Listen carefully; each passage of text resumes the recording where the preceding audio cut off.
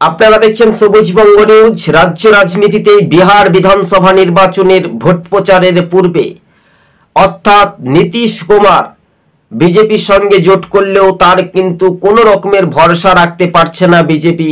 বিশেষ করে কেন তিনি আবার দল বদল করতে পারেন বা পাল্টি মারতে পারেন, বিজেপি জোট কয়টি আসন পেতে পারে, এই নিয়ে কিন্তু রাজনৈতিক মহলে একটা আলোচনা চলছে। তার আগেই কিন্তু বিজেপি দুইজন অর্থাৎ প্রার্থী দাঁড়িয়েছিলেন, তারা কিন্তু মনোনয়নপত্র যখন জমা করেন সেখানে তাদের কিছুটা ভুল ত্রুটি থাকার জন্য বাতিল হয়ে যায়।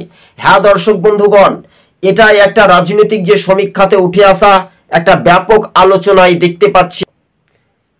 তো এবার এই যে ফলাফলের ইঙ্গিত বা দ্রুত গতিবেগে এগিয়ে যাওয়ার যে একটা বড় সাফল্য বিজেপি, তাহলে কি পারবে? এই মুহূর্তে সেটা এখন ভোটারদের উপর পুরোপুরি নির্ভরশীল করছে।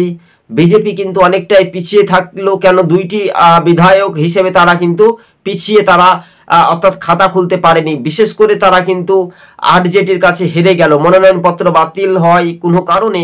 এই নিয়ে উঠেছে রাজনৈতিক মহলে জোর।